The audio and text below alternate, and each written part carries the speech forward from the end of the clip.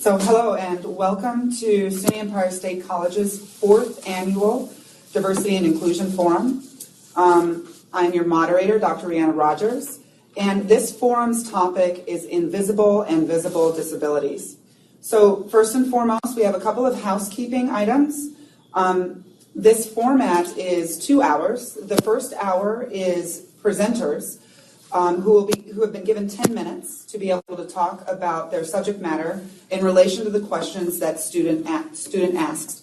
And the second hour is a Q&A. We'll have a short break in the middle where we're going to be showing a video that's related specifically to the panels that you see behind us, which are on loan from the Museum of Disabilities here in Amherst, New York, which is located close to Cheektowaga. And basically what I'm going to do with this forum is I'll provide a little bit of a framing discussion to kind of get you starting to think about the topic. And then I'm going to introduce the presenters in the order that they'll be presenting. And then we will actually talk about some Q&As after. But before I begin, I just want to remind the audience about the questions that were created.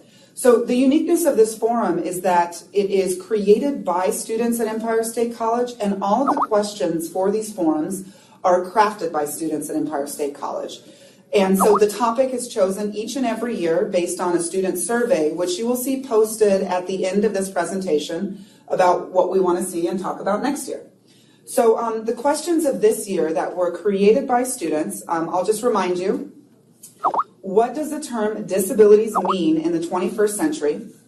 What are the specific challenges of invisible and visible disabilities? Some examples being PTSD, ADD, anxiety, etc. And what improvements or changes could be made at Empire State College and in higher education in general? And how do you address this community in a more appropriate way? For example, beyond deadline extensions. The final question which students proposed was, how do you view disabilities as it relates to emerging technologies, higher education, and diversity, equity, and inclusion? So all of our panelists today have been asked to address these specific questions. So without further ado, I'm going to start with my framing discussion, and then I'm going to pass it along to the presenters. The order that we have right now is Dr. Andrew Hashey, who unfortunately is unable to be here, but we have a recorded session for. Then we'll be moving to Mr. David Mag-Hardiman. We will then move to Ms. Tashawn Faison, and then we will also move to Mr. Sean Hoppel. If our final panelist is able to attend, Kendra Hazel, she will be added as the 5th panelist. So let's begin. In an era where inclusion and accessibility learning is no longer an option, but a must, SUNY Empire State College, in collaboration with the Graduate Student Collaborative and the Student and Alumni Visitors Club, have created this panel to discuss the importance of disabilities awareness in the 21st century.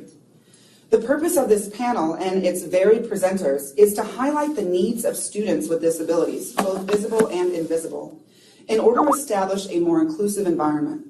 As many of you know, a number of barriers exist that hinder disabled peoples from fully participating in all aspects of the professional and academic world. Case in point, in 2014, the U.S. Department of Labor indicated that only 1/3 of individuals with disabilities were employed, compared to 2/3 of individuals without known disabilities. Additionally, a national survey conducted by the Institute of Community and Inclusion found that only 50% of youth with disabilities were able to attend 4-year colleges, 40% attended 2-year colleges, and only 10% attended trade or technical schools. As you see, this is an issue. The push to prepare all students to be college and career ready, which began under our last president and has been furthered by the Bill and Melinda Gates Foundation, has brought to light the many issues associated with current disabilities practices in higher education. Recently, disability scholarship has encouraged drastic changes to practice more inclusive practices with people and to promote sensitivity and professional trainings for individuals who work with people with visible and invisible disabilities.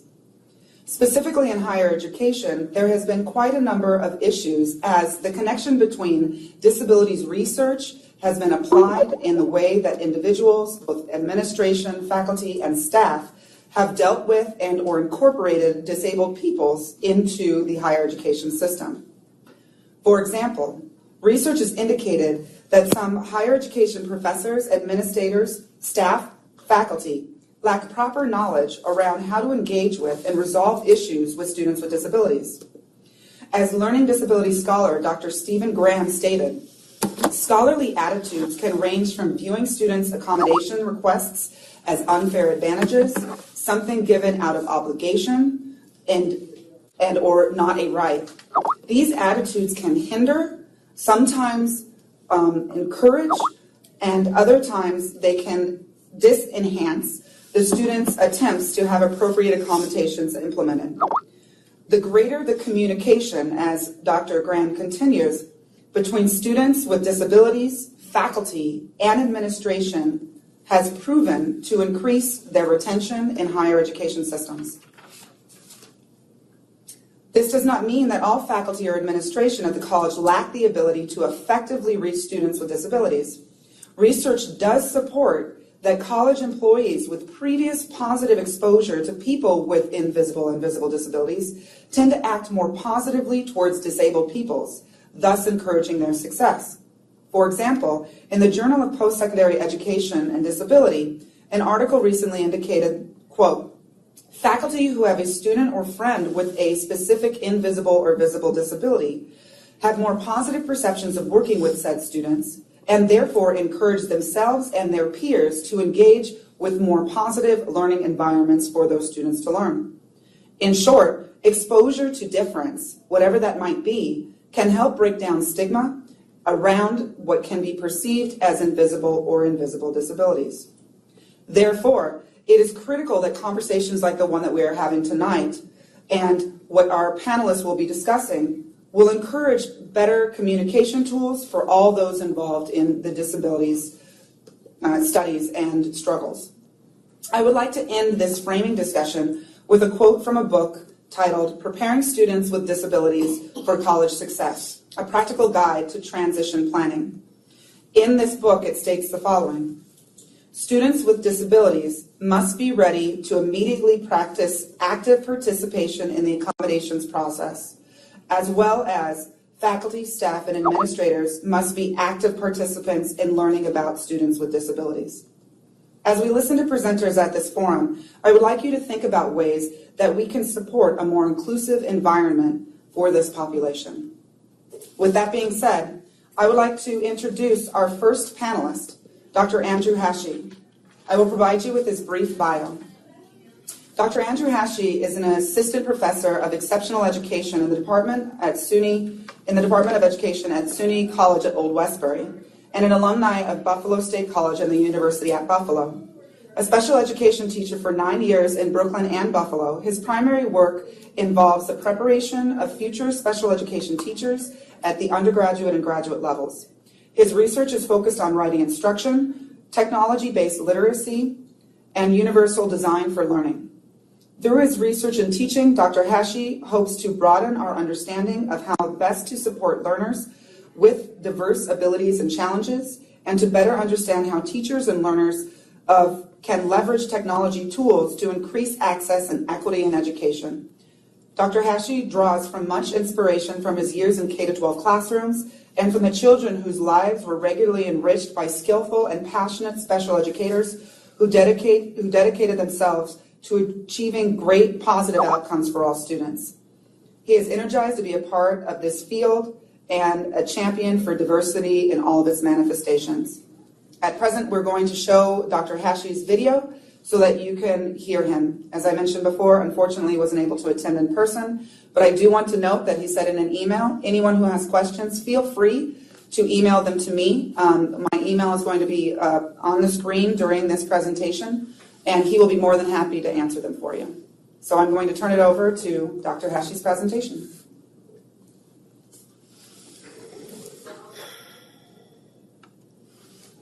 Good evening, everyone. My name is Dr. Andrew Hashi. I'm an assistant professor at SUNY College at Old Westbury in the School of Education and in the Department of Exceptional Education and Learning.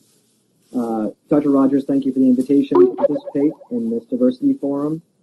Empire State students and faculty, community, thank you all for your participation in developing the focus of this year's forum, disabilities, and for being here tonight. I'm sorry I can't be with you in person.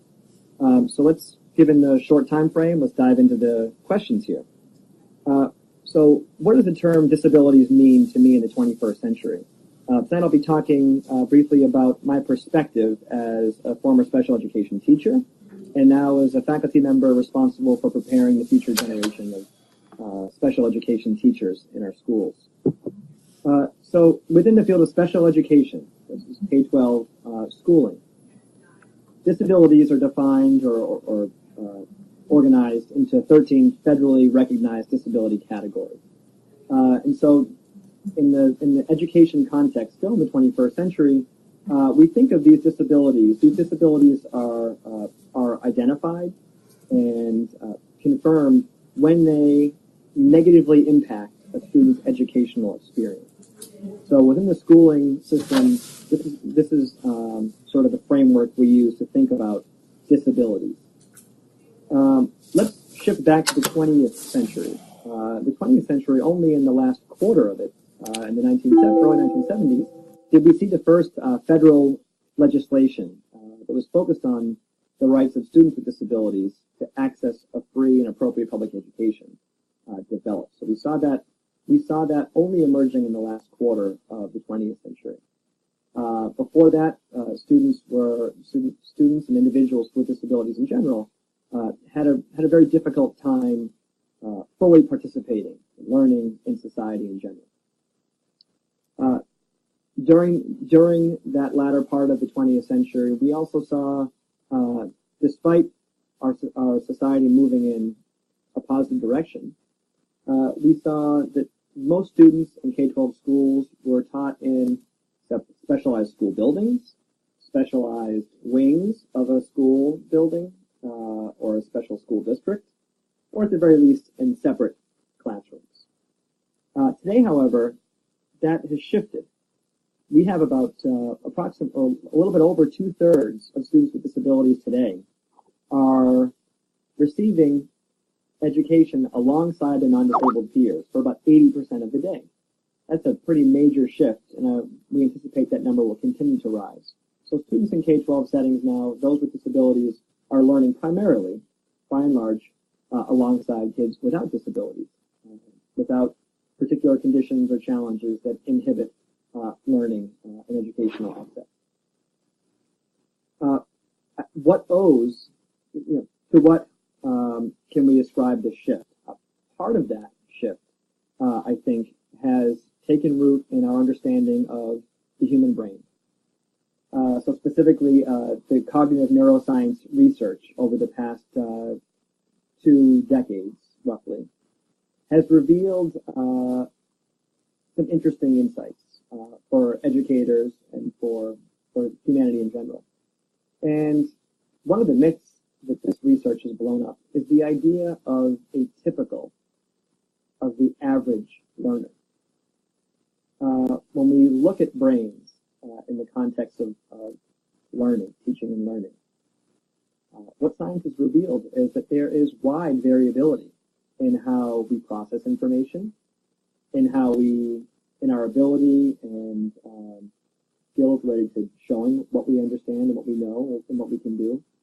And it has also helped shine a light on the importance of motivation and engagement in teaching and learning.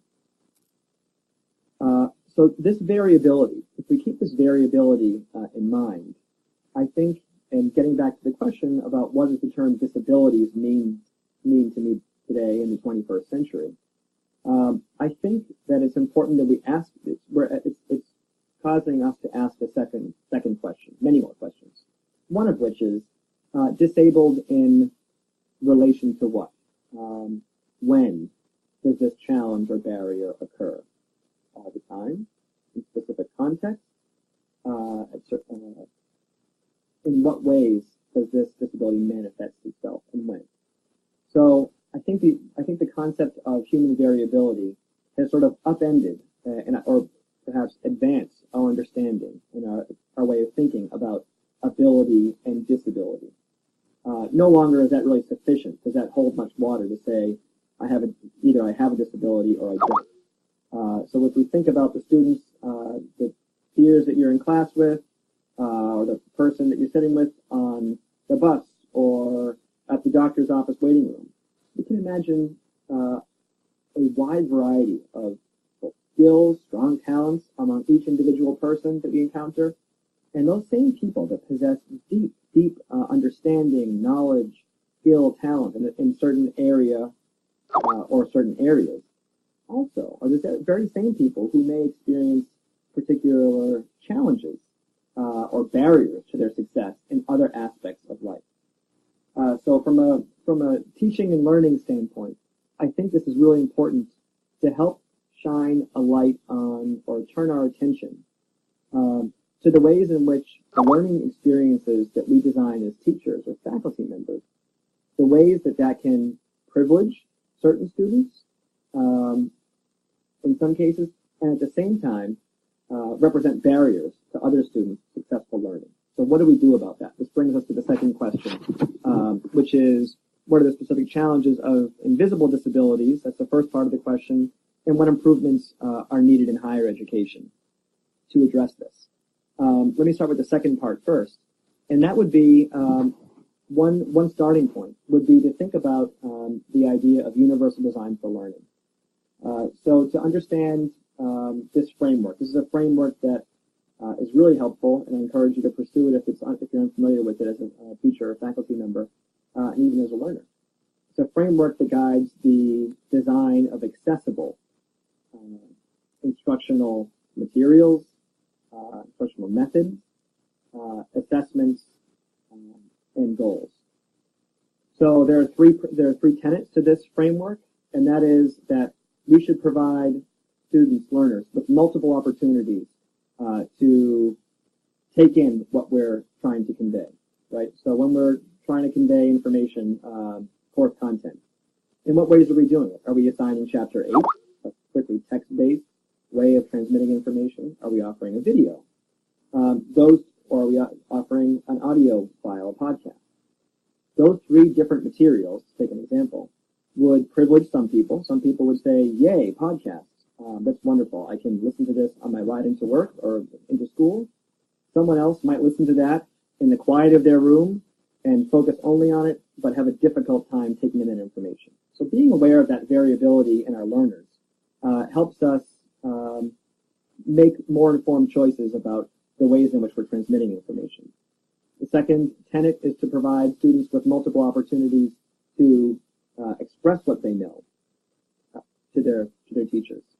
So if we're asking for a series of 5 term papers throughout our course, and that's the only way that we're measuring knowledge, that's a faculty choice. That's a choice, and a choice that you may have additional reasons for maintaining.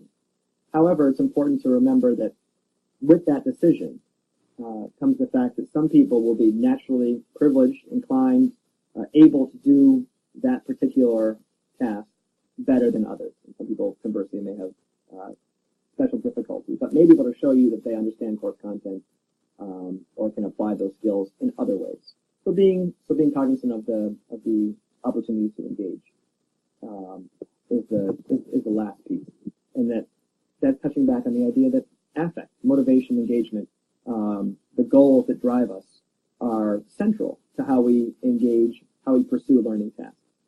So that's universal design for learning in a very quick nutshell. And to wrap up, the idea of technology. We are immersed in technology today. And we have at our fingertips very powerful tools that can help us translate Chapter 8 from a textbook to a spoken text-to-speech file, where I can listen to that if that's a preferred mode or a better mode for me to understand information. Again, my time's running out, but thank you very much for a wonderful event and forum, and I look forward and hope to hear from some of you. I'd be happy to share resources about both disabilities, universal design for learning, and anything else that may have piqued your interest in my talk. Thank you very much. Have a wonderful rest of the forum.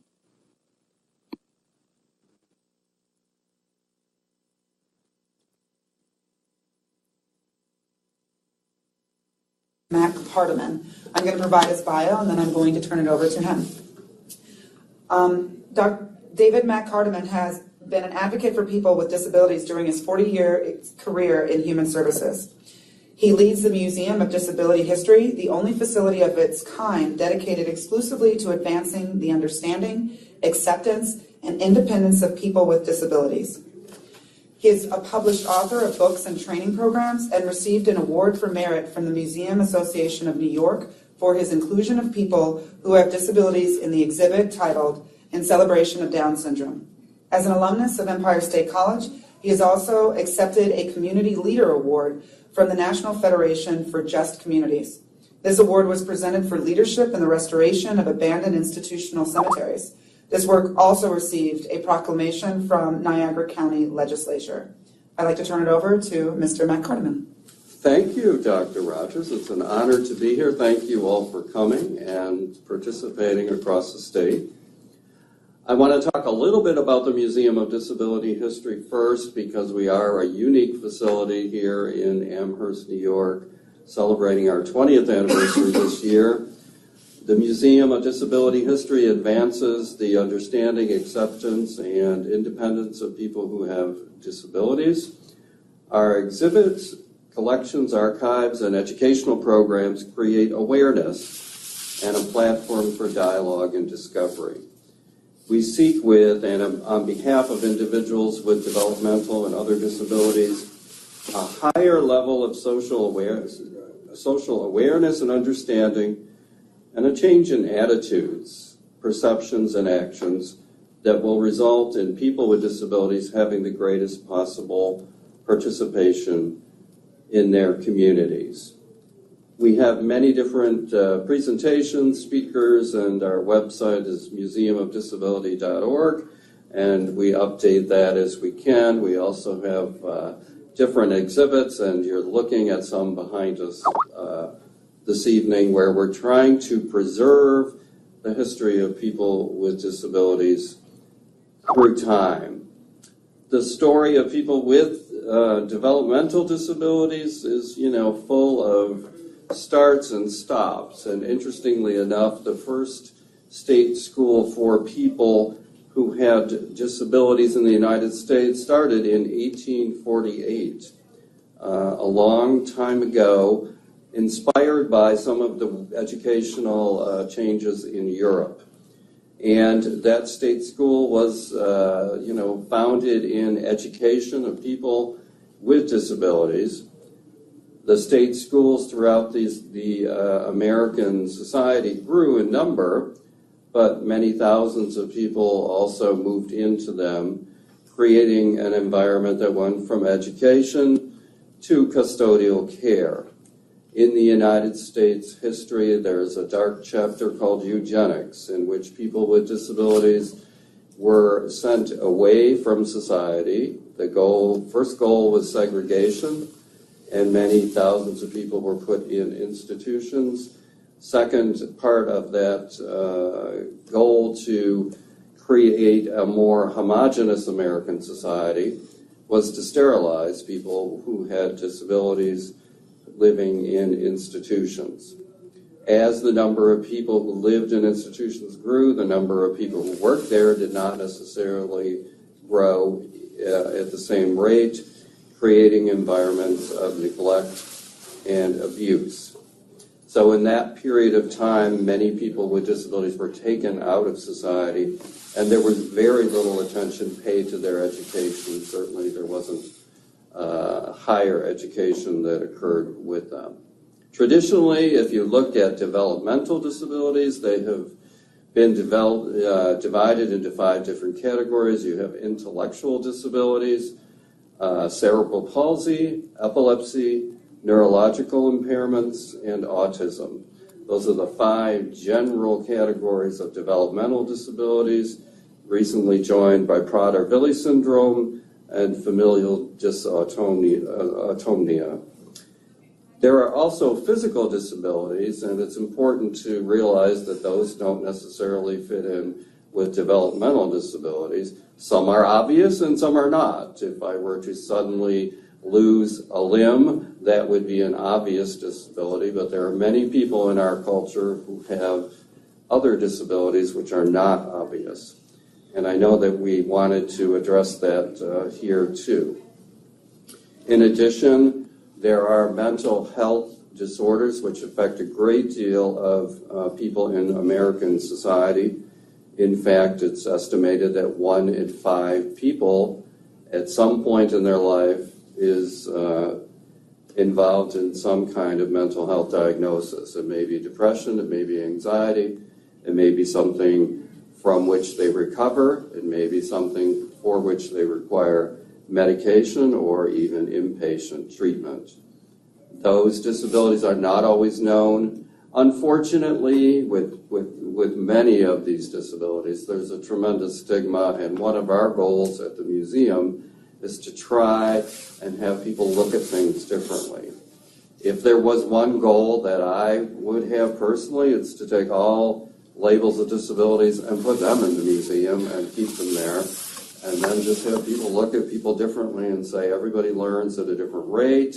People have different styles of learning. Some people prefer to learn visually, some prefer to read, some prefer to listen, and that is the best way to start when you're talking about how to educate people. Because all of these different disabilities have different ramifications and different effects, but even the 5 developmental disabilities do not necessarily imply intellectual disability. And it's important to note that a person may have cerebral palsy, may be unable to speak.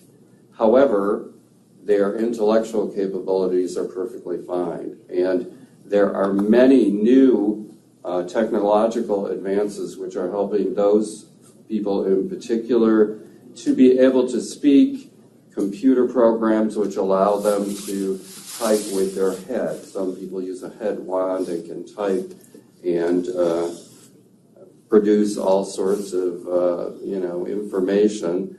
So I take a group annually of people with disabilities to the University of Buffalo, and we've done that for 10 years, and they teach medical students. So they talk about how they've been treated in the medical realm, and then they talk about what they would like from those future doctors. It's utterly amazing to see because you can see perceptions changing as they're being addressed by people who have disabilities. And it's incredibly good work and wonderful to see that happen every year. We just did that again, and we'll continue that experience. We work with the University of Buffalo as well, too. They're dental students, and we have an annual event with them, and their dental students are coming to the museum. But at the museum, we also have people with disabilities who work there, and that's a natural part of our day. It's nothing unusual, and I think one of the best ways to learn how to educate people is to just ask them, what kind of how do you learn the best, I think is a good question that educators should ask. If they're meeting with someone for the first time, do you like to see things? Do you like to hear things? Do you prefer to read things? And or what is the best way to communicate with you? If we offer that kind of respect to people, I think it's the best way to start out when we're looking at how to educate them, for them to be able to tell us instead of us assuming or presuming that everyone learns the same way, that everyone learns at the same rate, that everyone comprehends everything that we're saying, that sort of thing. Again, if I had to look at the term disabilities and what it means, it's very complicated. There are many different ramifications of that, and there are many different ways which those specific disabilities affect a person's cognition or their ability to learn. However, there's an overemphasis sometimes on the label of disability, and it would seem better that we not focus so much on the dis part, because the dis part, I think, is what provides us with the hang-up. Even the name of our museum, the DIS is in small letters, and then we capitalized abilities so that we're focusing on that. We're not looking at it as a diagnosis that needs, significant treatment or that we're going to change everything. Who is this person? How do they best learn? What can I best do to help them? Again, I talked a little bit about stigma, but that's a tremendous issue in the United States. I think especially with mental health disorders, we're just not talking about that, and there are some movements here in Erie County that are working on that now, but people are talking about it in relation to crime, even though that correlation isn't even there. They're talking about students and how to prevent crime, but mental health is something that we all need to talk about anyway, and I just think it's not really being discussed the way it needs to. Through education, through understanding the different types of disorders, understanding what depression is, understanding that people can get better, understanding what anxiety is, morbid fear or dread, and that many people have that every day, and they're suffering from anxiety. I hate to use the term suffering, but that it is quite debilitating for some people. They might be very anxious about going to college. That might affect their ability to get things done. They might stop midstream. Some students just don't finish what they needed to do. Some students say they're going to college and they're not. I mean, it has a tremendous effect, and I think that looking at mental health as, again, something positive and not looking at the effects of, or the lack of mental health as being a negative thing. There's a phrase that all depends on how you look at things, but I think that is a tremendous component here, especially with mental health disorders. Again, with technology, there's been a tremendous assistance with some apps and other forms of technology to help people with disabilities live independently. Instead of a staff person being hired to say it's time to take your meds, there are apps which remind you to take your meds. There are apps which remind you to take your dog out. There are apps which teach you how to cook. Or, if you've forgotten the recipe, you can plug it in and watch it and remember how to do things. What are the advantages of that? People who previously needed other people to remind them of those things might be able to live independently, which is a goal of most people anyway. Some people are social and want to live with other people forever, some don't. And I think being given those choices or options help people to advance. So again, my main message is if you want to know how someone learns best, ask them first of all, and try and tailor their education to that, no matter what is wrong with them. Thank you. Thank you very much. So we will now be moving on to our next presenter, who is Ms. Tashawn Faison. I'm going to provide a short bio, and then I'm going to pass it over to her to begin her presentation. So Ms. Faison is a business leadership student and alumna of SUNY Empire State College with an associate's degree in management. She is currently pursuing a business degree in business management with a concentration in information technology. Mother of two sons, a 21-year-old currently pursuing a degree at Medaille College and a 20-year-old with special needs and is attending Aspire Center for Learning. Employed full-time as an account manager for a software company in Amherst, New York, she has a number of professional and organizational affiliations, which I will list here. She is the president of the co-sponsoring organization of this forum, the Student and Alumni Business Club, with the purpose of this business club being an organization to focus on educating, communicating, and networking ideas with a business focus to students locally as well as across the state. Additionally, this club in its networking is done on a professional manner in order to build some trustworthy relationships, sponsorships as well as partnerships, and to provide future potential employment with various companies and organizations in the local area. Some of the other organizations she's affiliated with is One is called Support Parent of Western New York, Parent-to-Parent Network of Western New York. It is a parent and primary giver of individuals with special needs who reside in the state of New York and provides emotional support and information for those families facing challenges while ensuring all information is kept confidential. She additionally is a member of DDAWNY Family Committee, which is a Developmental Disabilities Alliance of Western New York. The Family Committee its mission focuses on the education and information associated with informing local people about how to meet unmet needs of individuals with developmental disabilities and to assure high-quality home and services are available to those individuals in those communities. So I'm going to pass it over to Ms. Gazzone. Thank you. My primary goal in participating was to be a voice for the advocates and for the caregivers. Oftentimes when we begin a discussion about disabilities, whether they be visible or invisible, we neglect to realize that the caregivers are also affected by those disabilities. And oftentimes caregivers can become affected of some of the invisible disabilities, although they are not the primarily diagnosed person. Disabilities substantially affect a person's life, their life activities. It may be present at birth or can occur at some point during the person's life.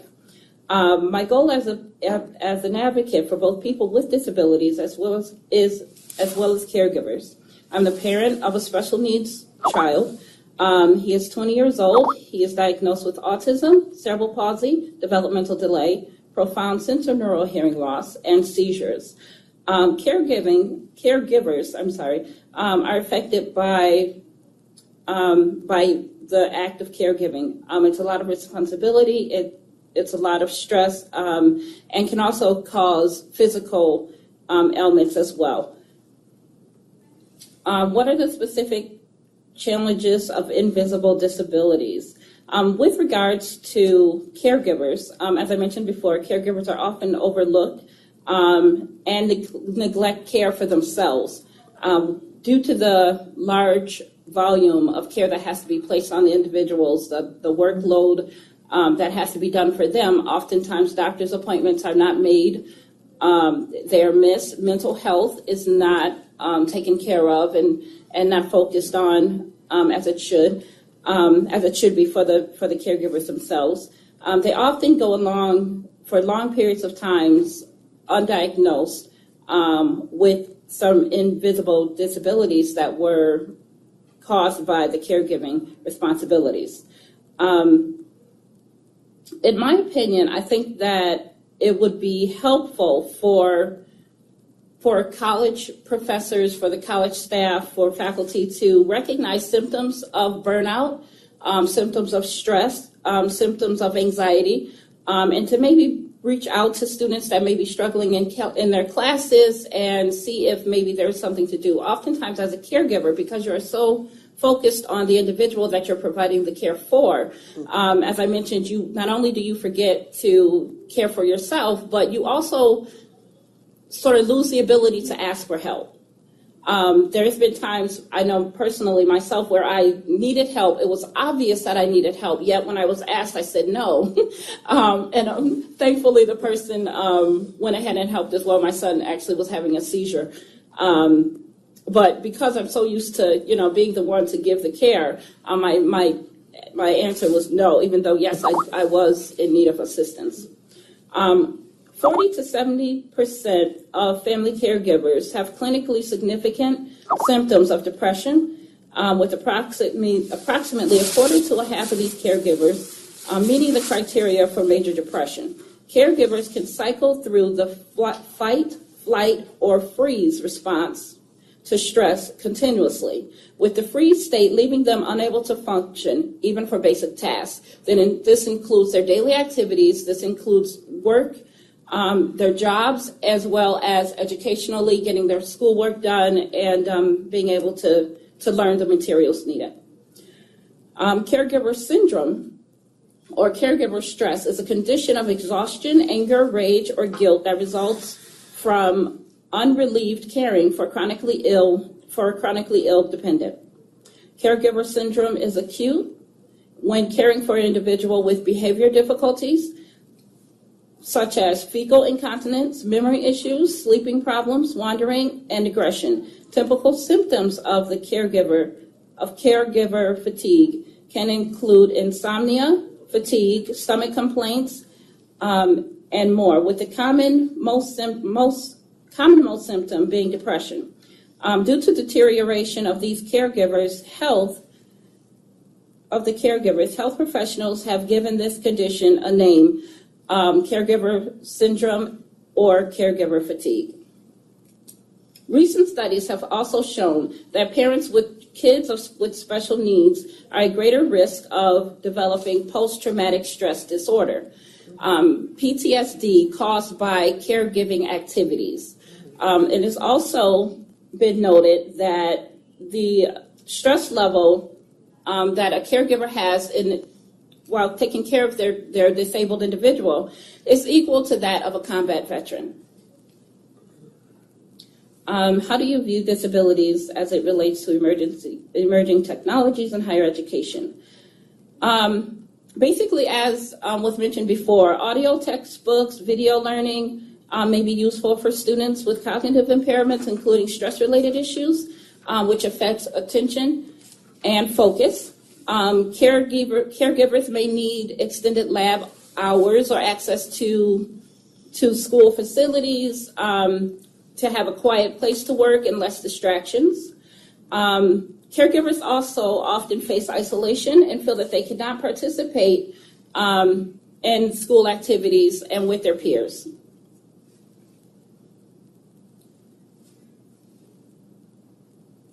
Caregiving can take on average about 20 hours a week on top of daily life activities, on top of a 40-hour work week, and as well as school and getting your assignments done. It has a significant effect on your ability to complete assignments and to study and to be able to complete and submit your assignments on time.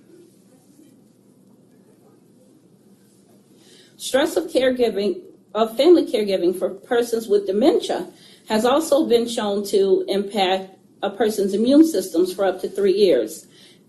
For 3 years after the caregiving ends, thus increasing the chance of chronic illness themselves. Family caregivers experiencing extreme stress have been shown to age prematurely.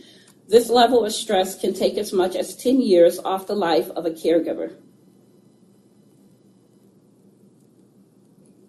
Just a couple other statistics I'd like. 64% of working parents caring for a special needs child believe that caregiving responsibility has had a negative impact on their work performance. Up to 70% of family caregivers manage their medications for their loved ones, and yet are unable to manage the same for themselves, often missing their own medications that they need. In closing, I'll say over 90% of family caregivers become more proactive about seeking resources and skills that they need to assist the care of the recipient after they have been self-identified.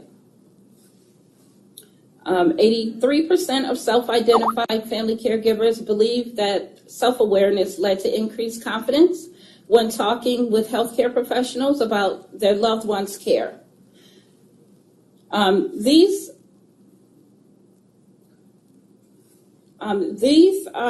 interactions with healthcare professionals on behalf of the individuals that they are caring for are also can be carried over to their own medical providers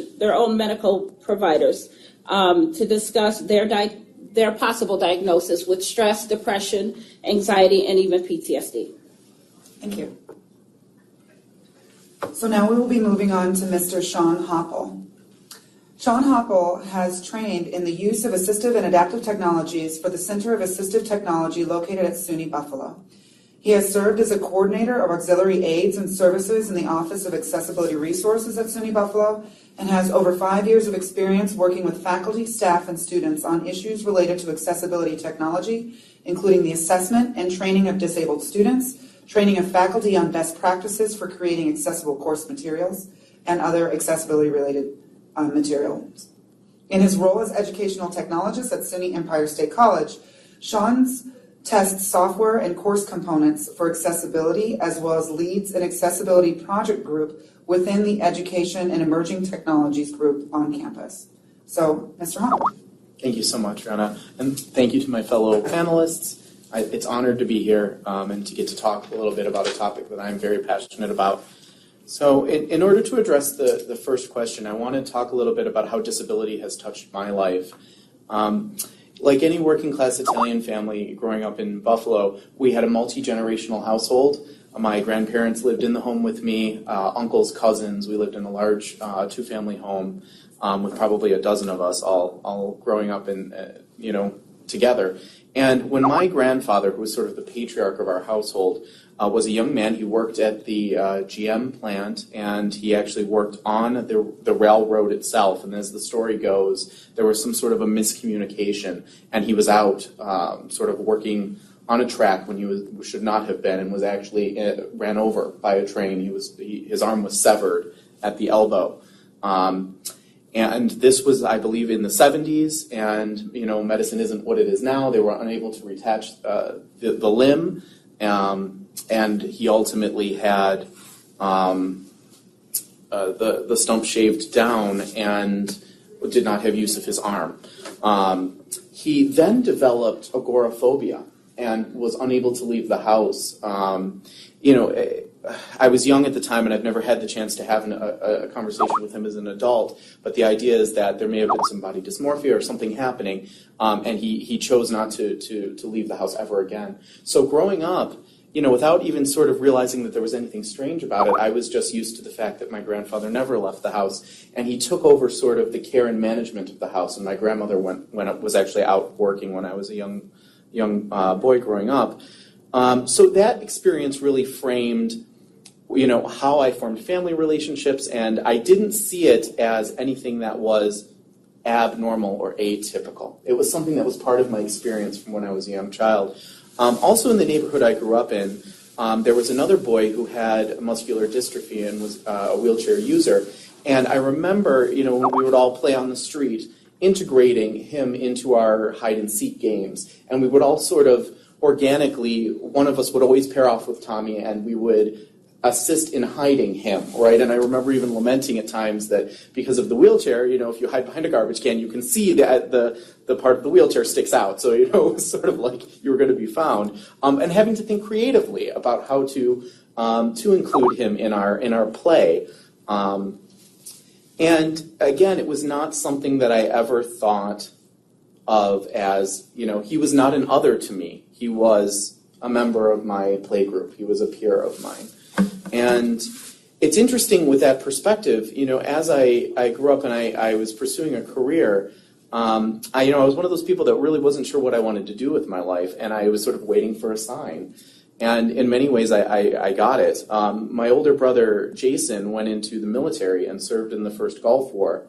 And shortly after he returned, he was having some trouble walking around and talking. It was sort of rather sudden. I remember at one Christmas, I believe it, but at first we thought maybe he had too much to drink. He was stuttering a bit, and we were all a little surprised by that.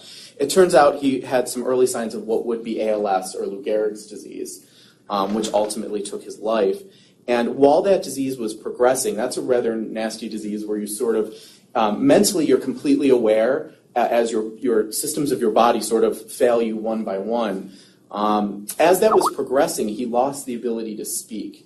And, we as a family supporting him, talking about caregiving and connecting to that, there was a lot of strain put on our family as we felt so powerless in this situation. We weren't really sure what to do to be able to support him and create comfort for him as this illness progressed. And I remember we went to the Center for Assistive Technology, which is associated with the University of Buffalo here in Amherst, for a consultation with an occupational therapist. And that was the first time that I learned about assistive technology and what that field was. And we went there, and a machine was demonstrated that would record my brother's voice, what was left of his voice as it continued to fail, and then would merge that with a computerized voice and provide speech for him, so that with the limited mobility he had, he could interface with a computerized device, and basically it restored his ability to speak. I became so fascinated and quasi-obsessed with this technology, and I worked with my brother. On the one hand, I felt like it was a way for me to do something for him and to support him in his illness. And it also was a way for me to bond with my brother and to spend time with him, as the illness progressed, in a way that wasn't as a caregiver. It was also, it was this other aspect. It was as a teacher of the technology, right, and as a supporter of the technology. So we worked together on that device and all kinds of other great assistive technologies that I learned about through the Center of Assistive Technology, and that inspired me to actually pursue a career in it. And I sought training there. I worked as an intern. I developed graduate training in assistive technology, and ultimately embarked on a career supporting disabled students in higher education in what's called direct service. So I worked directly with a disabled student in determining their accommodations and then implementing them. And I specialized in technology-related accommodations.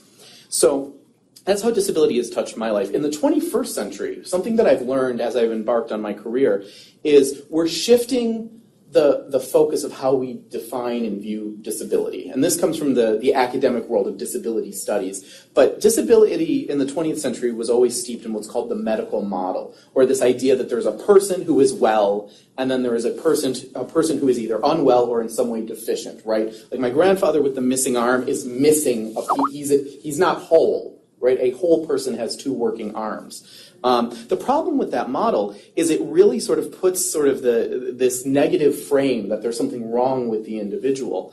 And there's a push in the 21st century to switch to something that has been termed the social model. And that's not that there is a inherent flaw within the person, but perhaps the flaw is actually within society. And one good example of that I like to always point out is that a wheelchair user is only disabled once they encounter stairs. If there's a ramp, the person that enters that building via the ramp enters no differently than a person who is not using a chair that enters via that ramp. It is an equal experience. So for us to say that that person is disabled, well, maybe it isn't the person that's disabled. Maybe it is how buildings are constructed that is disabled. That's where we need to make a fix. And it doesn't put sort of this shame or stigma onto the person, and it forces us to think in a more inclusive manner. So medical versus social model can get some, sort of more in depth than that, but I like to sort of keep it at that simple level. That's how I always understand. But in the 21st century, we're challenged to think about disability differently, and to always have a person-first mentality. So the one thing I definitely want to touch on for visible and invisible disabilities in my career, something that was disheartening for me was seeing that if somebody didn't have an obvious physical or sensory disability, they were receiving sort of the judgment of the faculty member or some of the other people that say, oh, wow, they get all this extra time and look fine to me, sort of thing. So I think really the most important thing when you're dealing with a person is to put their humanity first, to really keep it person first. You don't know their story. We all have a story. There may be something there may not. If they have accommodations, they've been vetted, they're entitled to them. And your role is to implement them if you're a faculty member, or if you're an assistive technologist, my role is to provide the technology tools to implement them. So I think the real important thing there is whether a person is identifying as disabled or not, you just give them the same deference and sort of put their humanity first. To connect to what Dave was saying, person-first language. In the Museum of Disability History, they've capitalized ability. That's, I think, a great example of that, right? The focus is on the humanity and on the abilities of the person. To me, that's a very social model. I love it. And in terms of technology, what I want to say is technology is transforming the landscape of how we deal with people who identify as disabled. And 99% of this is wonderful and positive, and there's things we can do that are amazing. But one thing I just want to put out there into everybody's minds is that, disability is an identity, and it's also a culture. And if you are a person who would have been born deaf and now suddenly a cochlear implant, quote unquote, cures that deafness, there is a question there about, what does that mean for deaf culture? There's an entire sign language that has developed, as a way of communicating for that culture. Is that threatened? Is there something to be said about the persistence of an identity of disability, even when technology can sort of, account for what we consider, the limitation to be? So I want to say that, as a final statement, I just want to say that it's really been wonderful to work in assistive technology and to work with individuals with disabilities. And every day there's something new that comes out in terms of assistive technology that is revolutionizing how people learn. And it's a field that's always changing. So read up on it because it's great stuff. Thank you. Thank you. So our final presenter, Miss Katrina Hazel, I believe she's in the metro location. I just wanted to check before we turn it over to her. Yes, she's here. Okay, wonderful. So I'm going to provide Ms. Hazel's bio, and she will be our final presenter before we take a quick break, and we'll go back with Q&A. I do want to remind really quickly, anybody who would like to send me questions, I've already received a few, please forward them. My email is on the screen right now. And we'll get to those for the second hour. So without further ado, Ms. Hazel's bio. Ms. Hazel is 23 years old and 9 months and was diagnosed with cerebral palsy. She works tirelessly to promote self-advocacy for students with disabilities, making school more of an inclusive environment. As a CUNY School for Professional Studies student working on a BA in Disability Studies, she is expecting to graduate in June 2018. She's involved in a variety of activities, including disability awareness event, newspaper club, the poetry club, and she is a student ambassador. She is planning a career as an early childhood educator. Long ago, she was told college was not possible because of her physical limitations and would need to be sent to a day program. Instead, you can see right now, she's doing the very opposite of that. She serves in a variety of capacities, which I'm going to list them here. She is a partner in policymaking as an advocate for people with developmental disabilities and families. She is a member of the Self-Advocacy Association of Education Committee. She's in the NYC Mayor's Office for People with Disabilities. She's part of the Adaptive Community Network, CLQ, Committee on Human Rights.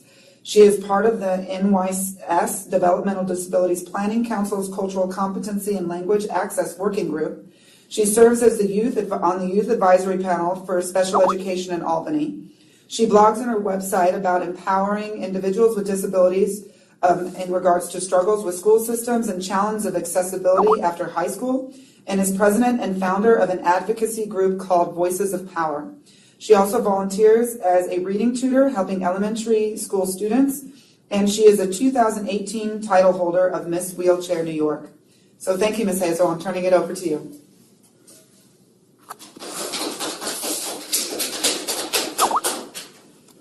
Hi everyone, my name is Katrina and my platform as Miss Wheelchair New York is to bring self-advocacy into schools and make it an inclusive environment. So we're trying to bring disability awareness into the public school system. For the first question, what does disability mean to me in the 21st century? I think disability means to me diversity, determination, and ability, and also empowerment. For the challenges of invisible disability, I think it's the lack of awareness, and I really think deadline extensions are important because professors or staff members of colleges need to understand what a typical day is like for a person with a disability. I think they need to also understand that everyone learns in different ways. So you need to be able to accommodate that. And I think that students with invisible disabilities need more mentor support from staff members and schools as well. I also think that the more people acknowledge invisible disability, the more people will feel comfortable sharing their disability. And for the way I view a person with a disability is that they have ability, skills, and knowledge. And what I learned in my disability and society class is that there is no perfect brain, and that as a result of the neurodiversity movement. And technologies help people with disabilities now. And they also have something called a live scribe pen, where you no longer need a note taker to help you write notes, because you can just use the pen and it'll be recording the lessons for you. And I also use a reading software that would eventually help me with my grammar when I'm writing papers. And I'm also going to work on using Dragon Dictation so it can help me dictate my papers or whatever I want to say to the professor or classmate.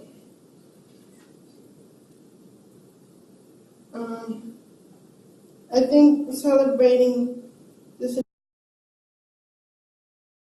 in all schools and educating the professors on all levels is also important. I think that's all I got for now. Thank you very much.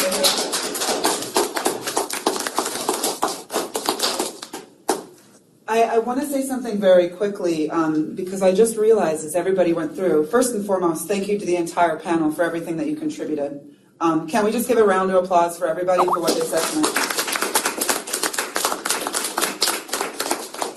The second thing I realized on the panel is I'm the faculty representation, and I didn't even mention about the experience of being a faculty member.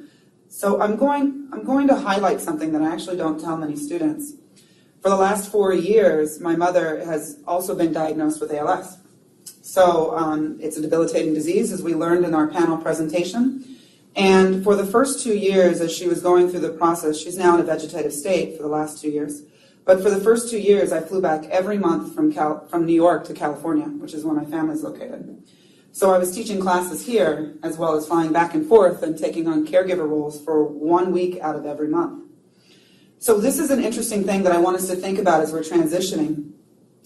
As a faculty member, you know, as I just said, this is the first time I'm publicly saying this out loud about an experience that I had.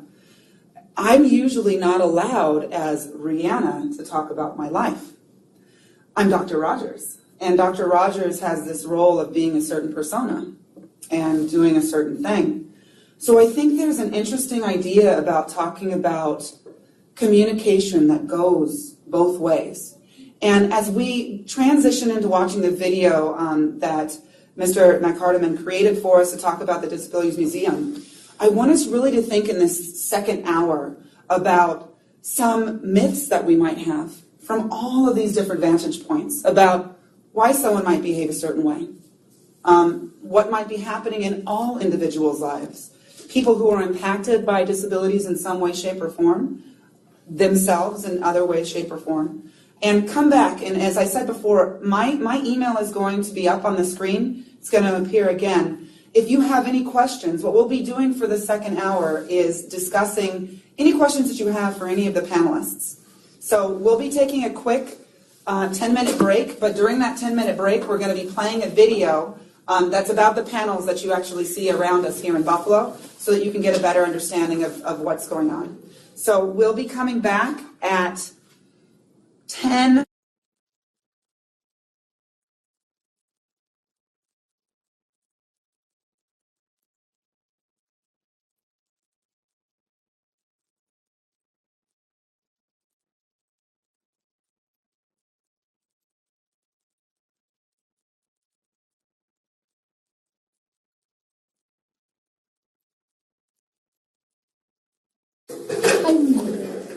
I think it's just pretty. I'm sorry, I went over. Oh, no, it's okay. What you were saying was good. I just wanted to make sure that. Yes, of course. Which I didn't tell. Hi, I'm Dave, Matt Hardiman from the Museum of Disability History in Amherst. We're the only museum dedicated to one more thing. Education of people with disabilities. Archives and information that we can on how people with disabilities have been treated throughout history. I encourage you to visit the museum. Today we have just some traveling panels which we take out, which give you a brief glimpse of the history, starting back in ancient times and talking about the history of Victor, the wild boy of Aveyron in France. Victor's case was interesting because he was probably raised by wolves, and he was captured and brought in and educated, and the scientists and doctors who worked with Victor, Dr. Itard and Seguin, documented the case and his education. That started the movement toward special education and the education of people with disabilities in Europe, which eventually came to the United States. In the United States, Dorothea Dix was a major influence, a social worker who toured poorhouses / almshouses and wrote about the conditions there, always seeking to improve things for the people who resided there.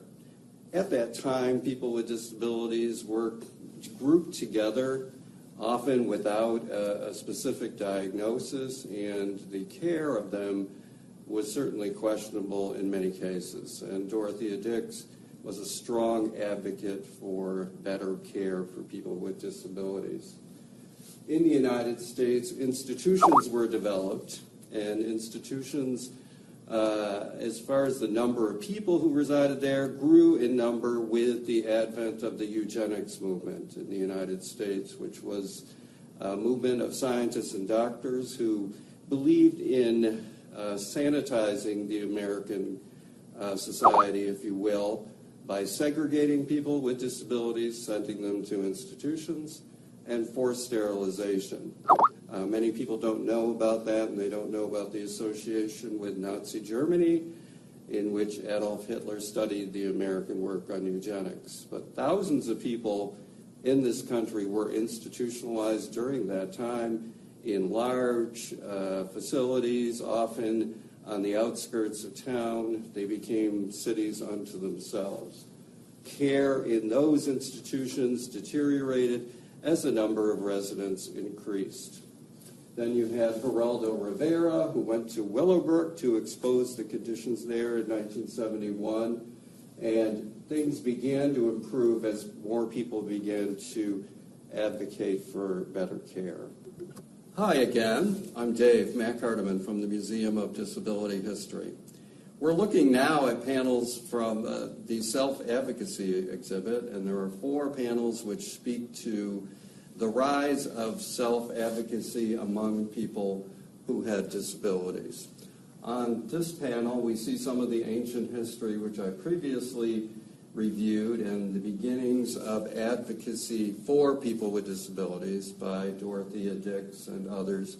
But she was an advocate for them. She was speaking for other people. This kind of traces the evolution of people with disabilities speaking for themselves and telling other people what they would like. In the second panel, we see that, some of our veterans of World War I and World War II came back from the wars with physical changes or disabilities, and that the movement toward re-establishing their employment and things was a major movement in the United States. As we see on the third panel, we see more self-advocacy from Edward Roberts, who's viewed as the father of self-advocacy. He was someone who had polio and wanted to go to college and kind of documented his ability to get a college education while getting around a little differently. Other advocates include Bent Nierge from Sweden, and other people began to speak up to establish a culture in which the rights of people with disabilities are equal to other people. Our last panel is about the ADA and beyond, the American with Disabilities Act, which fundamentally changed the culture of the United States as far as accessibility, especially for people who get around a little differently. There were a lot of barriers, physical barriers for them to overcome, even to get in and out of buildings which they needed to access. That American with Disabilities Act fundamentally changed the approach to access and raised awareness for the general society about the rights of people with disabilities to fully participate in an inclusive society.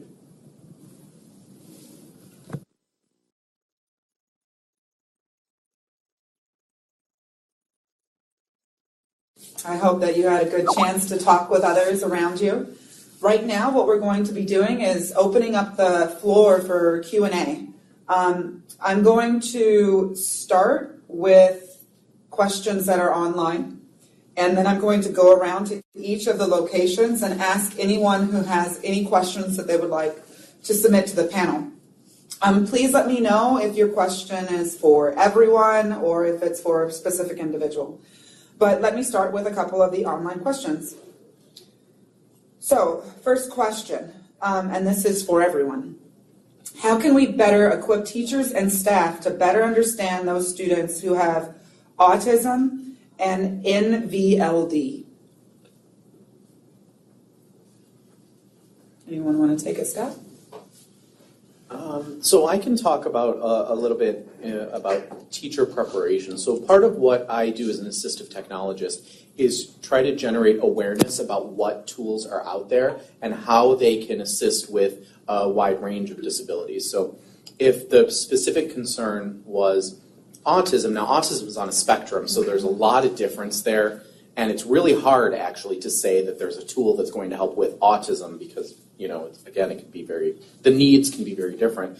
But rather than saying that the tool is for autism, what I can frame it as are categories of functional limitations. So I can say this tool helps with reading or focus or writing or communicating verbally or expressing your thoughts or organizing your thoughts, right? And if we, instead of framing everything around a disability, because again, to me that's a very medical model, frame it around what the tool does and what it helps with, and then pick tools that way that might fit the individual situation.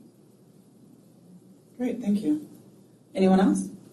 I think especially with autism, understanding that people with who have autism many times are better learning visually than auditorially, and giving them a lot of long, complicated instructions is probably not as good as showing them how to do things physically or sometimes taking photographs of them doing things, and then they are able to follow those better than long, complicated verbal instructions. I've seen people with autism become somewhat unhappy or agitated by that, and we should respect their learning style, again, as we were saying earlier.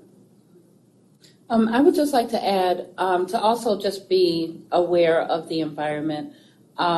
When it comes to autism, certain environments, maybe it's too busy, too loud, it could be too bright, it could be, various sensory issues that make a person uncomfortable and then inhibits their ability to learn in that environment. So taking into account the environment and how it may affect the individual.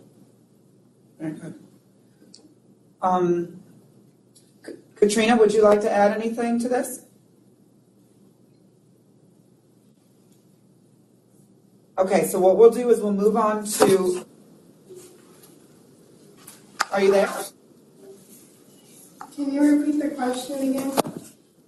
Sure. The question was specifically about helping better equip teachers for specific things like autism or nonverbal learning disorders. Do you have any advice for particular groups of people that you think? Mm-hmm. I think that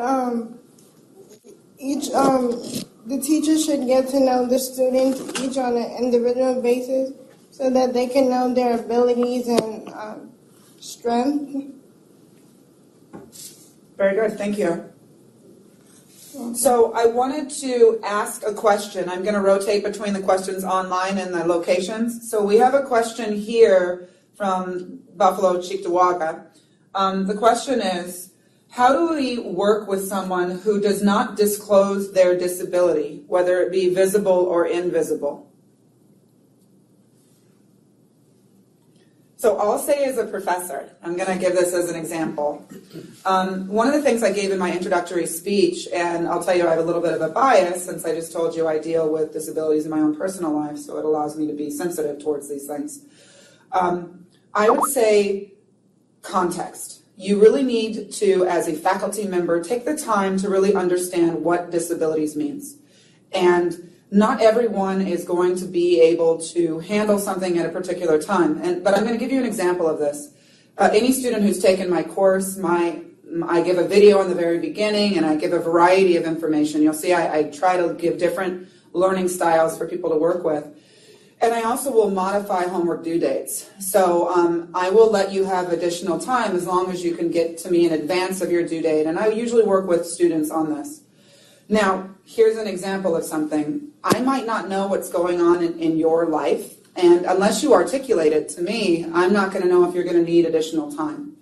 The same can be said when it goes back to my particular situation. Because you know me as a professor, you might not know what's going on in my life, just like the vast majority of students until tonight had no idea what was going on personally with me, which could also be distracting me from being able to do stuff. So here's the big thing that I would say, communication. You have to be willing, whether it be a faculty member, administrator, staff, or student, to be an advocate not only for yourself, but be willing to talk across lines.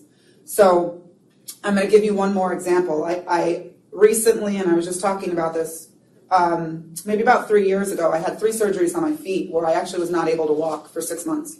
So I had an acute disability, and it impacted all aspects of my work life. I wasn't able to come into the office. I wasn't able to walk. I was, crutches to a scooter, which I miss, and it was fun, and a walker, and a whole bunch of things that I went through.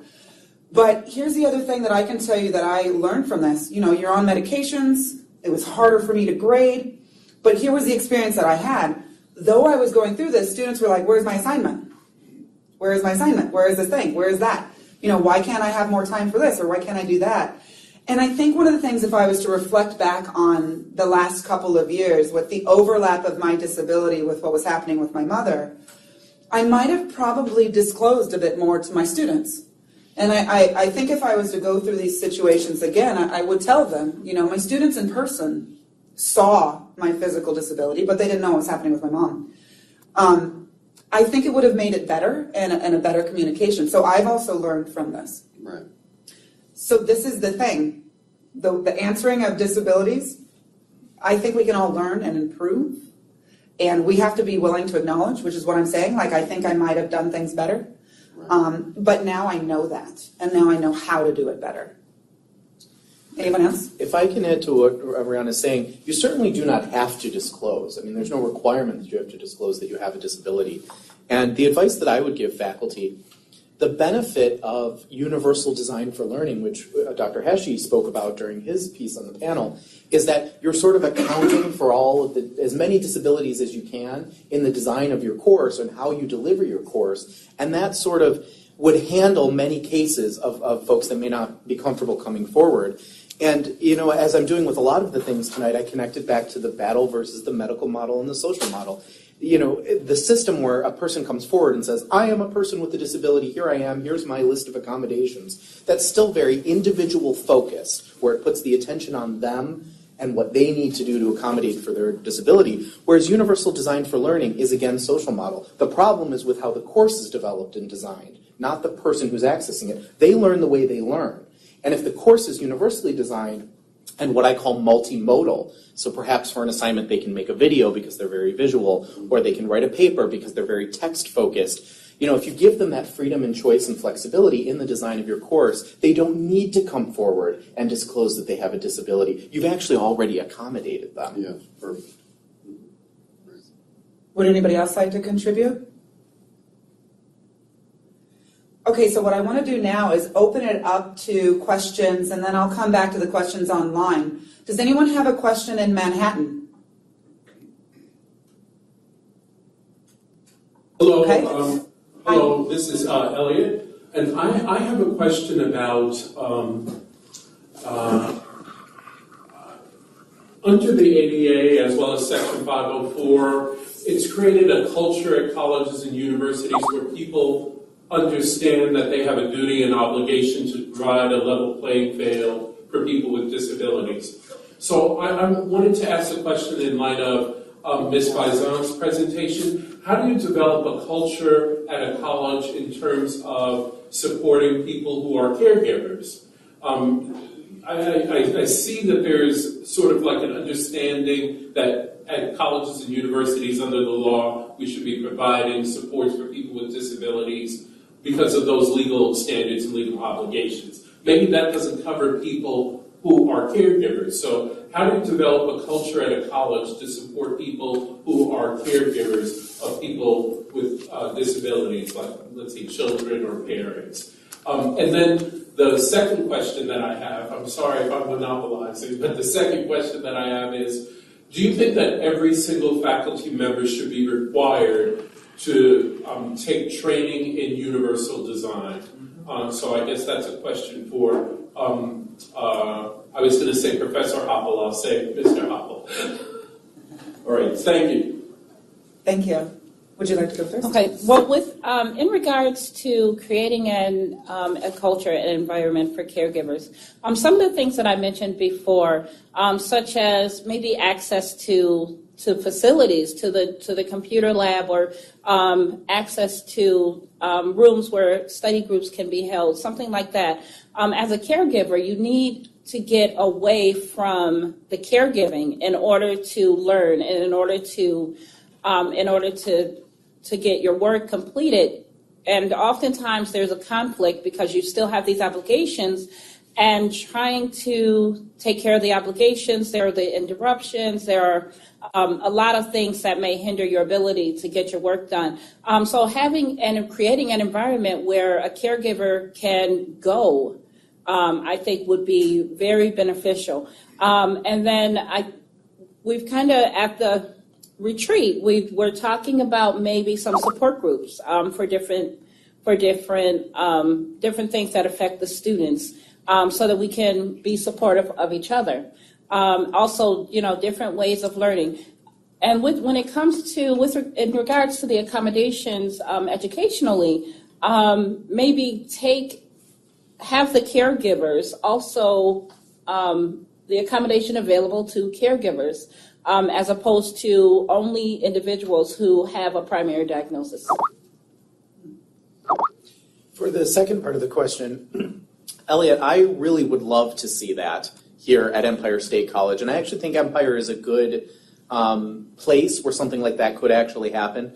Now, of course, there are always, there's the right way to go about something like this. I think if we were to go and say there's a new mandatory training that all faculty have to take, and there's not a history of such a thing here, that might be something that meets with resistance. But what I think, I think there are receptive vehicles through which we could deliver this. For a long time, I've always thought that perhaps there should be an accessibility or universal design component in a new faculty orientation. When we hire someone and they are onboarded and they are, meeting their department chair and they're meeting their local colleagues and they're getting their first mentees and all of the things that happen when you're a new hire here. Perhaps there's room in that process somewhere to connect faculty to a training session or to an individual that is an expert in universal design at the college so that they can sort of be given a pitch or a more formal presentation. I think that's probably the sort of better way to go about it than to have it be this sort of draconian mandatory training where we have everybody sit and do it. It makes me recall the recent cybersecurity training that the IT department gave and the resistance that we encountered with that. And that, I think, was because it was sort of forced on people and it was an extra thing they had to do. And I'm convinced that it doesn't have to be like that. And with a topic like universal design and accessibility, because of how it affects our students, I think it's worth us, putting the time and effort in to kind of make it into a bit of a sundae with the cherry on top. I think the faculty will be more willing to do it then. So I wanted to add to this because one of the comments that was online actually asked a similar question to Elliot, but one of the suggestions from the commenter was, should we also consider having Regents scholarships and financial aid recognize caregivers?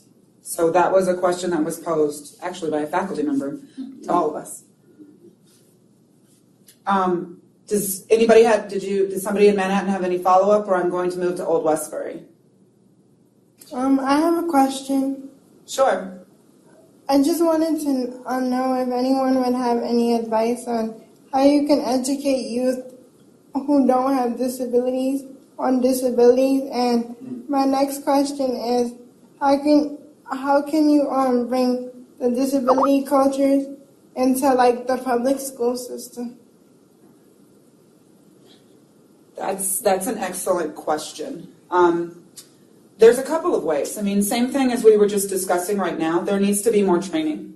One of the things that we recognize in the literature on disability studies is that disability research, unfortunately, has been an afterthought for much of its history. And unfortunately, as I started this plenary, I said, higher education is very far behind. So is K-12. We need to recognize that disabilities is not a subset of our culture. One of the things that David brought up was that 1 in 5 people could have an invisible disability. That's not a small population. We have to recognize that disabilities and diagnoses that are associated with mental health issues, physical issues, they're impacting a large part of our population. And if we are going to be inclusive moving forward, we have to recognize that and not pretend. And that's something that we have to speak to legislators about. We have to tell them that this is something that we won't accept and that we need to make these changes in order to recognize that just because someone has some form of ailment, that does not mean that they can't be an effective contributor to our society. Anyone else? Yeah, I think exposure. I mean, I think one of the best ways for children to learn is to be around people who are different. And oftentimes children don't see the differences the way adults do, and then they might be shielded from people, or, adults might be overprotective of children in some ways. But children learn from each other. I was thinking, as Sean was speaking, about a man who lived around the corner from us when I was growing up, and he got around by using a wheelchair, and he could not speak.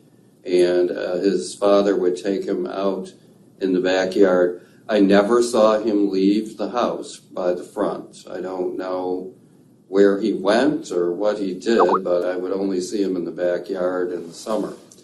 And years later, I saw the same man, because he was now living in a facility, a group home, and had a computer. And I was astounded that he knew exactly who I was, and he remembered the green ball that we used to play kickball with, and that was like 30 years before then. And because he never spoke, I didn't know that he had those capabilities, but that's really where that was my start in knowing that other people were different and, just accepting who they were. And we always went over to talk to him. He didn't answer, but it didn't really matter. He felt somehow like he was included in something.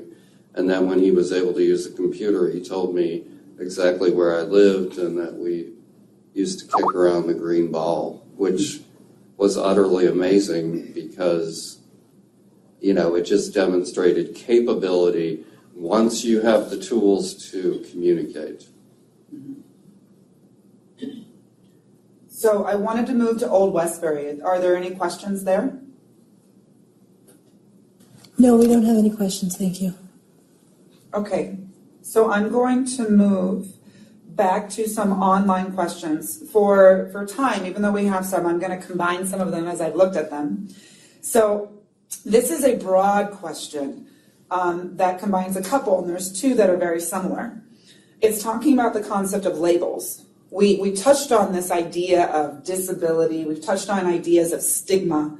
And so a couple of the questions grouped together said, depression and anxiety without labels. Can labels hurt or help? Considering giving caregivers, is that also a label? What do we do if we want to get rid of labels?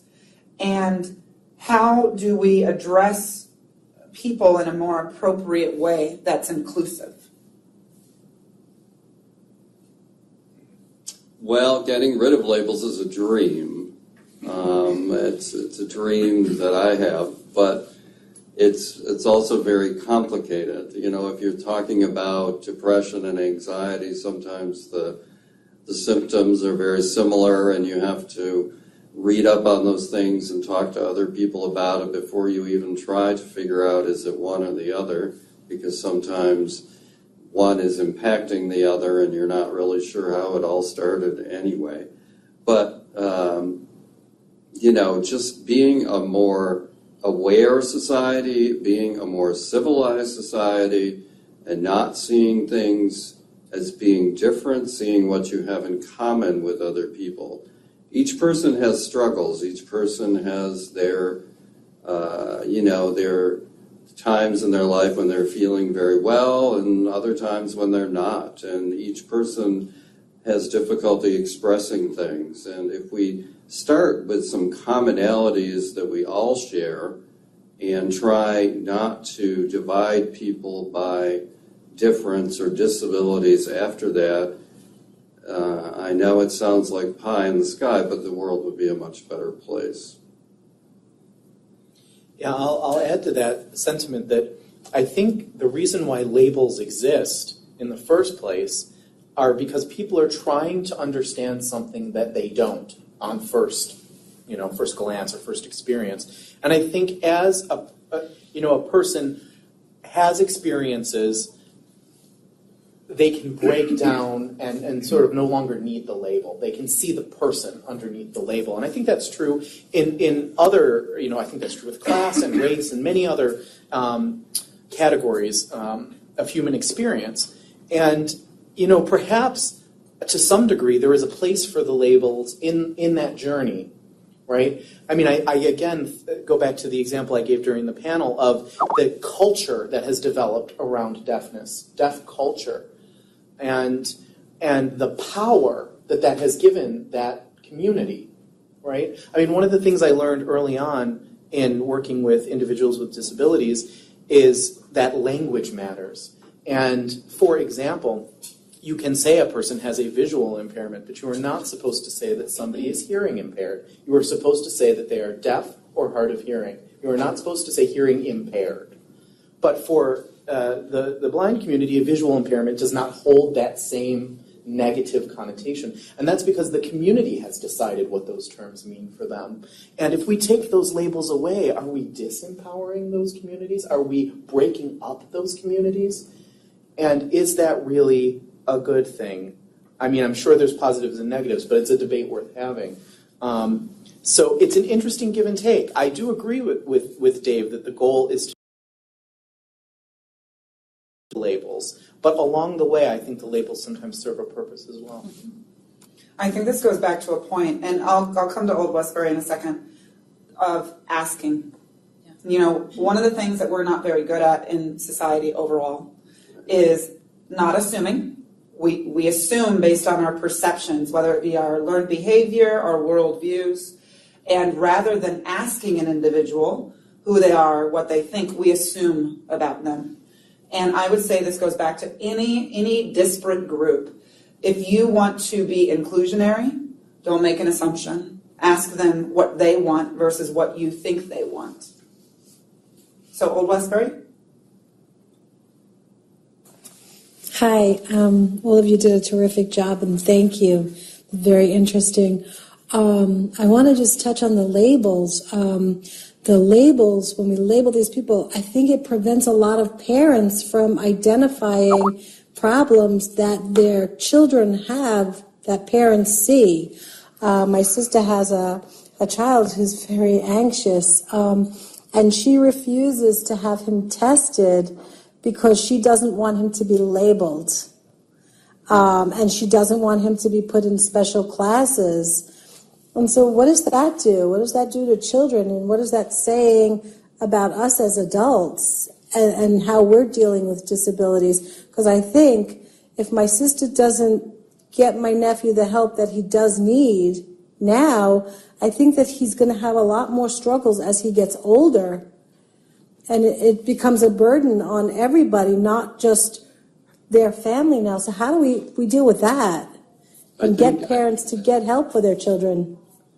I fully understand your question, and it's a very good question, but I think it depends on how things are said when something is different about a child. And I've been working with parents of children with Down syndrome, and they go out and talk to OBGYN students about how they received the news that their child had Down syndrome. And traditionally, in the medical realm, news like that is given, unfortunately, very harshly. In fact, they used to say, I hope they aren't anymore, but you better sit down.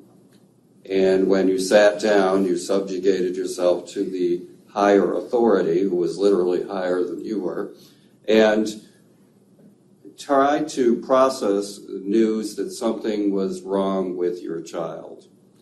From there on, there are more meetings, there are more tests, there are more meetings, there are more tests, and parents struggle a great deal with that because they're constantly being told things about their child, some of which they already know, some of which they know better than other people or experts or people who are testing them. But it's a tremendous burden on them, I know that. And but I think it depends on how it's said in the beginning and how it's said along the way.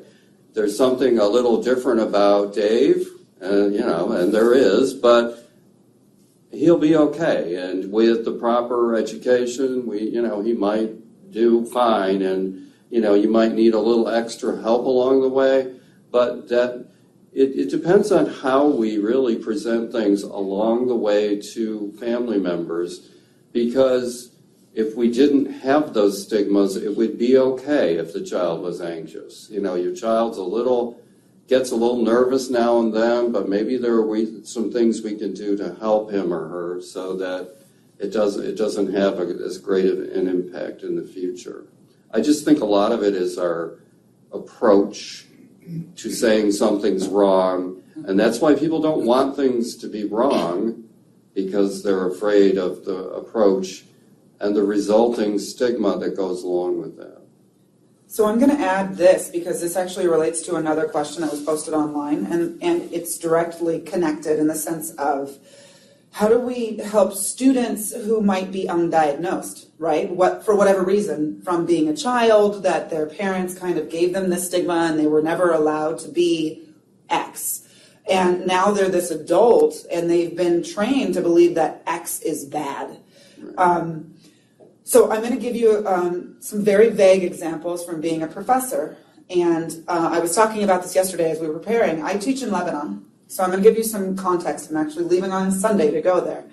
But their students, and in the culture of Lebanon, there are a variety of things that are still classified as being disabilities that are no longer classified as being disabilities here. And so there's a social stigma that you will never say what your disability is. And I have primary mentees that are Lebanese students that are at both institutions. And I've been working with quite a few where it was clear from the time that I had met them in Lebanon that there was something. I knew there was something, but I didn't know what. And so what I had to do with them is develop safe space. Like I wanted to figure out over time, what is this something? I didn't know what it was.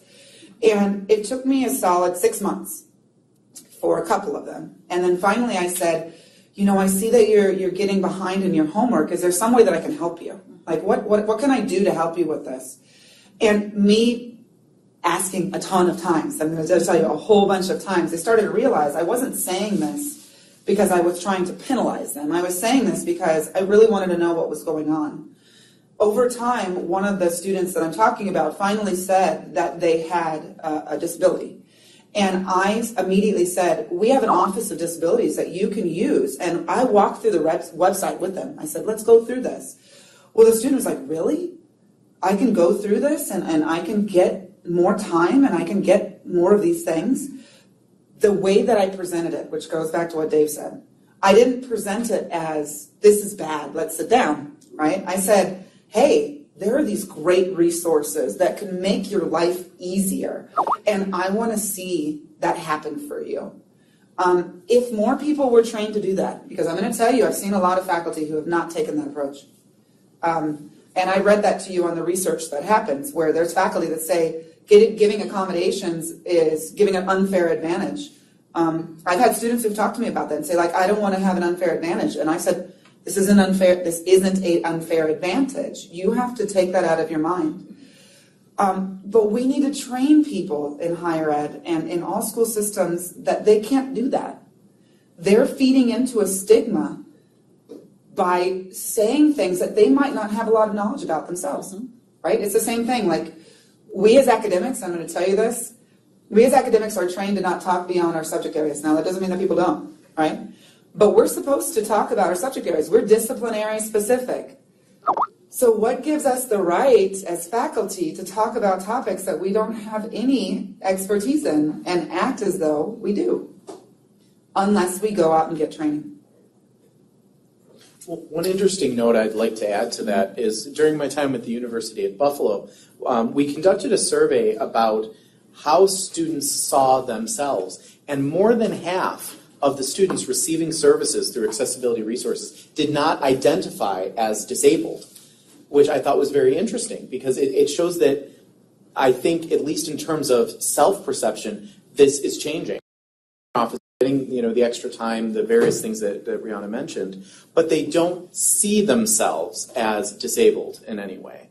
What they're doing is taking advantage of resources that are available to them. So there are ways to frame the accommodation process that doesn't make it a negative experience. It doesn't make it something where it is attaching a stigma, right? We focus on things like you do not have to disclose the nature of your disability, how to advocate for yourself, how to explain, instead of saying, leading with the disability, saying, I am dyslexic, what you can say is, I use tools to help me read more efficiently, right? It's sort of how you frame it, and keeping it person first and positive is part of changing that culture. And, as we've been saying here tonight, one key piece that we need growth in is getting faculty and staff to be trained in this idea and to come along with it. But I think the students are already out there. I think the students are already sort of changing the nature of this debate.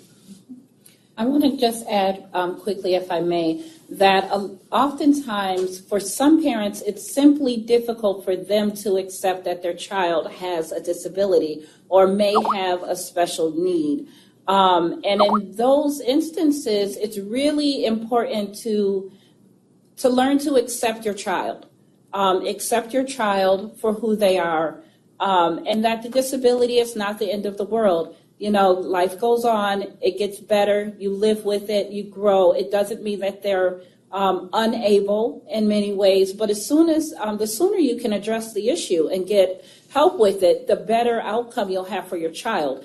I had a coworker recently, who had a small child, he was born prematurely, slightly, he had some breathing issues when he was born.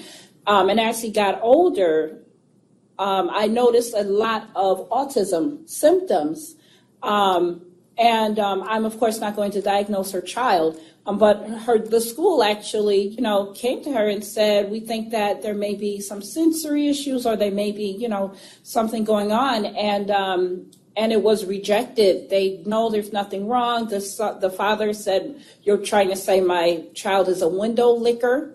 So it's about acceptance. It's about acceptance and knowing that your child is okay. It's perfectly fine that my child can or cannot do whatever it is. My child can do the same things, only differently. But it's about being able to accept your child and moving forward with that in spite of sometimes getting the social stigma that comes with it.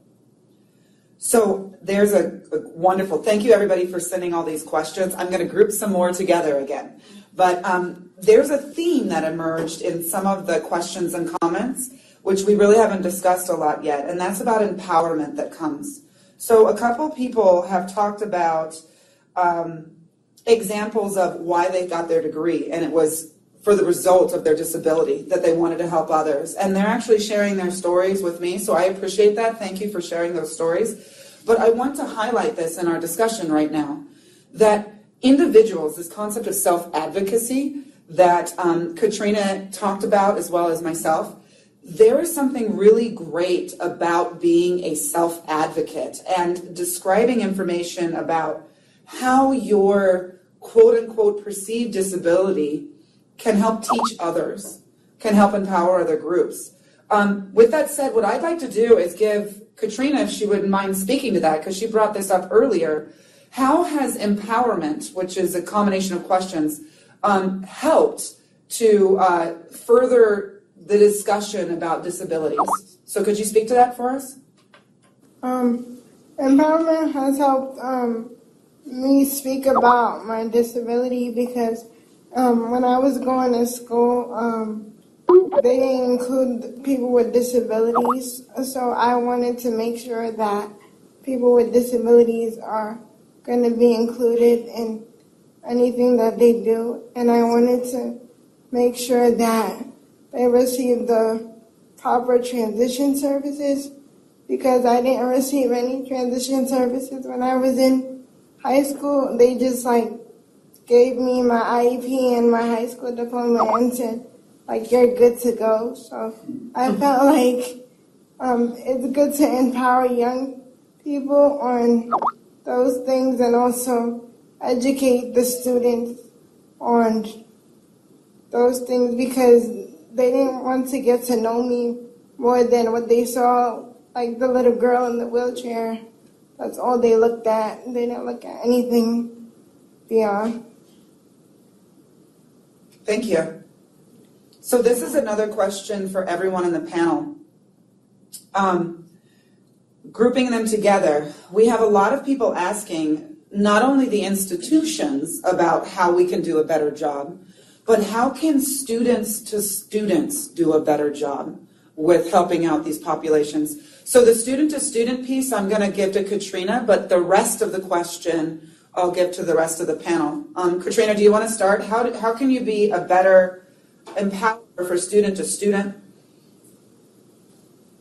I think that getting students with disabilities together alongside students that don't have disabilities would be a good idea because they'll get to interact with each other and they'll get to know everybody's differences and abilities in a good way, and they'll be able to put everyone in the right direction. Great, thank you. I also think doing interactive workshops with staff members is also a good idea. So staff, faculty, and administration, or do you think everyone should go? I think everyone should go, especially people that work in school administration. I think it's very important that they attend those workshops. Thank you.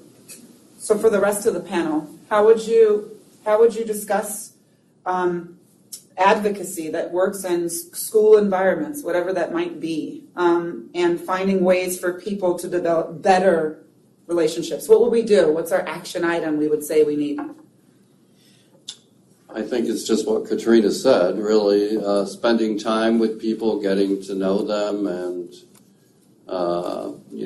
getting to know what their hopes are, their dreams for the future, and doing what you can to help them achieve them. That the institution itself needs to listen to the people, and that each person's voice and their opinion matters. Thank you. Any others?